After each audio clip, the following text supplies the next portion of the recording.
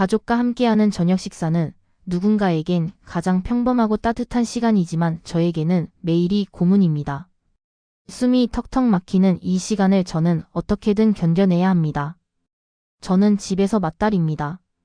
제 아래로는 두 동생이 있어요. 나이 차이가 꽤 나는 아직 미성년자인 어린 동생들이죠. 저희 부모님이 늦둥이를 2명이나 낳으셨거든요.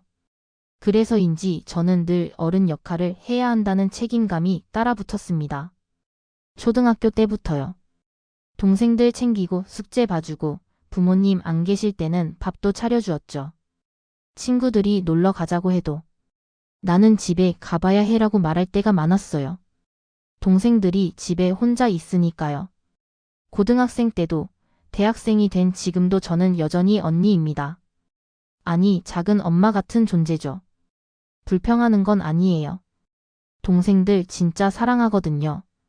그냥 가끔은 저도 누군가에게 기대고 싶을 때가 있어요.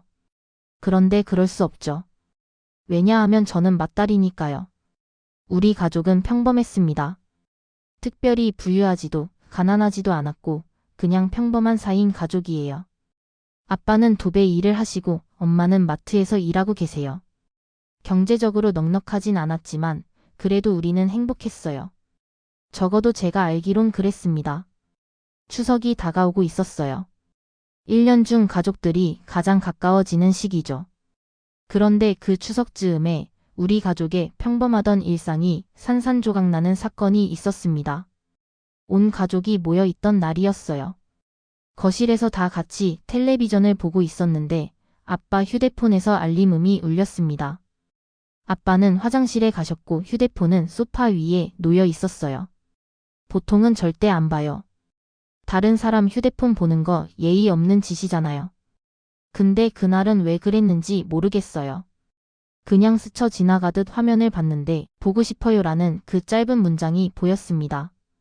보낸 사람은 여자 이름이었어요. 저는 그 사람을 알아요. 아빠와 도배 일을 함께하는 여자분이고 2년 전에 술에 취해 늦은 밤 우리 집에 찾아오신 적도 있었거든요. 그때 그 여자는 엄마랑 같이 술잔을 기울이며 웃고 있었어요. 저는 방에서 나와 인사만 하고 다시 들어갔죠. 그때는 아무 의심도 하지 못했습니다. 그냥 아빠 동료인 줄로만 알았어요. 엄마가 항상 하시는 말씀이 있어요. 내 아빠가 바람 피울 돈이 어디 있니라며 근거 없는 믿음을 붙들고 있었으니까요. 맞아요. 우리 아빠는 그렇게 여유롭지 않았어요. 도배 일에서 번 돈으로 우리 5 식구 먹여 살리기도 빠듯했으니까요. 그런데 그날 보고 싶어요 라는 메시지를 본 순간 뭔가 이상하다는 생각이 들었어요. 제 손은 저도 모르게 위로 스크롤을 올리고 있었습니다. 그리고 봤습니다. 내용은 가관이었어요. 지방 곳곳으로 도배 일을 함께 다닌 흔적들. 오늘도 수고했어요. 같이 있어서 좋았어요. 밤늦게까지 이어지는 대화들. 그 여자는 이혼 후 혼자 딸을 키우고 있었어요. 그리고 아빠는 그 여자에게 돈을 보내고 있었습니다. 친딸인 저한테는 학비 아껴 써라, 아르바이트 좀 해라라고 하시면서 그분 딸에게는 더 많은 지원을 해주고 있었던 겁니다. 그리고 10대들이나 주고받을 법한 메시지들. 사랑해, 오늘 못 봐서 아쉬워, 빨리 보고 싶어. 50대 중반 아저씨가 제 아빠가 그런 말들을 하고 있었습니다. 아빠가 화장실에서 나오셨어요. 저는 황급히 휴대폰을 내려놓고 아무렇지 않은 척했습니다. 하지만 제 손은 떨리고 있었고 심장은 터질 것 같았어요. 그날 밤 잠을 못 잤어요. 계속 그 메시지들이 머릿속에서 맴돌았습니다. 엄마에게 말해야 하나? 아니면 아빠에게 먼저 말해야 하나? 온갖 생각이 다 들었어요. 결국 며칠 후 저는 아빠에게 밖에서 보자는 연락을 했습니다. 아빠는 흔쾌히 술 한잔 하자라며 웃으셨어요. 그 웃음이 너무 괴로웠습니다. 처음엔 일상적인 얘기를 했어요. 학교 이야기, 동생들 이야기. 근데 술이 몇 잔 들어가니까 더 이상 참을 수가 없더라고요. 아빠, 나 다 알아요. 그렇게 말했습니다. 아빠 표정이 굳어지더군요. 뭘 안다는 거니? 아빠 휴대폰 봤어요. 그분이랑 무슨 사이예요? 아빠는 잠시 침묵하시더니 곧 말씀하셨습니다. 그래, 맞아. 그 아줌마를 만나고 있어. 너무 담담하게 말씀하셔서 오히려 저는 말문이 막혔어요. 변명이라도 하실 줄 알았는데 인정을 하시다니. 엄마는 어떡하고요? 동생들은요? 우리 가족은요? 제가 물었습니다. 그런데 아빠는 가정을 지키면서 하는 연애는 나쁜 게 아니야. 그렇게 말씀하셨어요. 그 한 문장이 제 마음을 완전히 부숴버렸어요. 가정을 지키면서 하는 연애? 그게 무슨 말이죠? 아내를 속이고 자식들을 속이면서 다른 여자를 만나는 게 나쁜 게 아니라고요? 저는 울컥했습니다. 아빠, 그게 말이 돼요? 엄마가 알면 어떡하려고요? 아빠가 지금 우리 가족을 무너뜨리고 있는 거 모르세요? 너희 엄마는 모르는 게 더 행복할 거야. 나는 이혼할 생각이 없어. 우리 집은 잘 지킬 거야. 라고 하시더군요. 전혀 잘못했다는 태도가 아니었어요. 그날 술집에서 나와 혼자서 한참을 걸었어요. 어디로 가는지도 모르고 그냥 걸었습니다. 눈물이 계속 났어요. 분노와 실망과 무력감이 뒤섞여서 가슴이 너무 아팠습니다. 그래도 저는 아빠에게 마지막 기회를 주고 싶었습니다. 사실 엄마 때문이라도 아빠를 포기하고 싶지 않았어요. 그래서 다시 연락했습니다. 아빠, 일주일 드릴게요. 그 여자 정리하고 오면 제가 용서할게요. 엄마한테도 말 안 할게요. 그게 아니면 저도 어떻게 할지 모르겠어요. 아빠는 알았다고 대답하셨어요. 목소리에 힘은 없었지만 그래도 약속은 하신 거잖아요. 저는 그 말을 믿고 싶었습니다. 일주일이 지났습니다. 아빠에게 연락하기가 무서웠어요. 혹시 정리를 아직까지 안 하셨으면 어쩌나 그런 생각에 전화를 못하고 있었죠.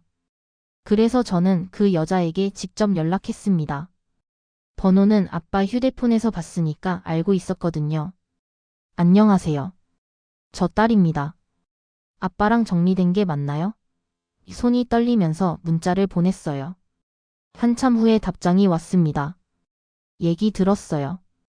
걱정 마세요. 더 이상 대화를 이어가기 싫어서 답은 안 했지만 정말로 정리가 됐을까 하는 의심뿐이었어요. 그리고 며칠 후 아빠가 그 여자와 여전히 함께 일하고 있는 사실을 알게 되었습니다. 아빠 일정표를 봤는데 그 여자와 함께 지방으로 가는 일정들이 그대로 있더라고요. 이게 정말 정리가 맞을까요?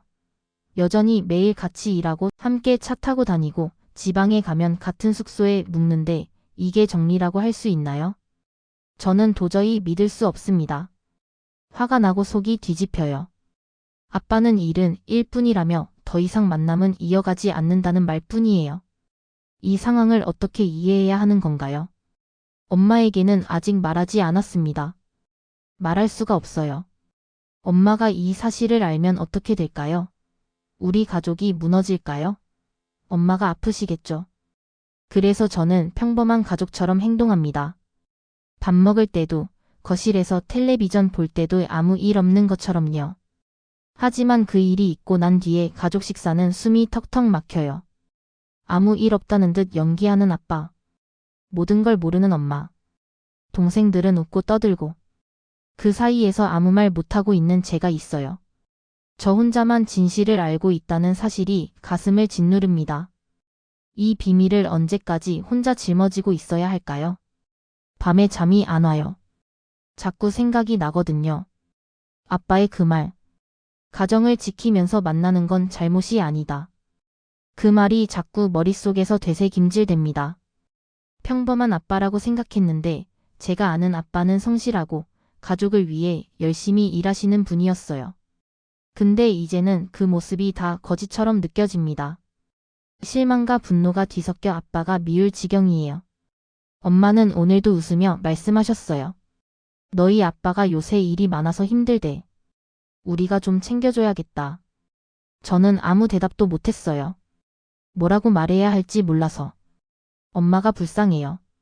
아무것도 모르고. 아빠 걱정해주시고 정성껏 반찬 만들어주시고. 그런 엄마를 보면 너무 미안하고 괴로워요. 동생들은 다 어려요. 아직 중학생, 초등학생인데 이 아이들이 만약 알게 되면 어떻게 될까요? 상처받지 않을까요? 아빠를 미워하게 될까요? 그래서 저는 더욱더 숨겨야 한다고 생각합니다.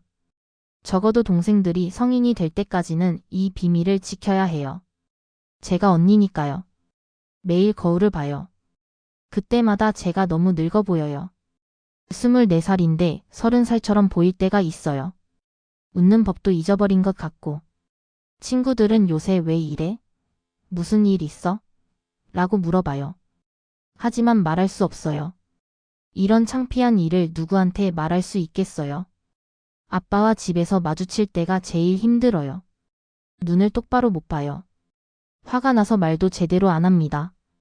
아빠도 눈치채셨는지 저를 피하시는 것 같아요. 이게 정상적인 가족인가요? 겉으로는 평범해 보이지만 속은 다 썩어가고 있는 이 상황이 언제까지 지속될 수 있을까요? 엄마에게 이 비밀을 정말 영원히 숨겨야 할까요? 아니면 용기를 내서 말씀드려야 할까요? 저는 아직도 모르겠어요. 어떤 선택이 옳은 건지, 무엇이 가족을 위한 길인지 답이 없습니다. 예전 가족 사진을 봐요. 다들 웃고 있어요. 행복해 보여요. 하지만 이제 그 웃음이 진짜였을까 하는 의심이 들어요. 우리 가족의 행복은 처음부터 거짓이었을까요? 제 마음은 도대체 누가 알아줄까요? 맏딸이라는 이유로, 어른 역할을 해야 한다는 이유로. 저는 이 고통을 혼자 견뎌야 하나요? 만약 저와 비슷한 상황에 계신 분이 있다면 묻고 싶어요. 이 상황을 어떻게 극복하고 있는지. 저는 아직도 답을 찾지 못했습니다. 하지만 한 가지는 확실해요. 이 비밀을 혼자 안고 살기엔 너무 버겁습니다.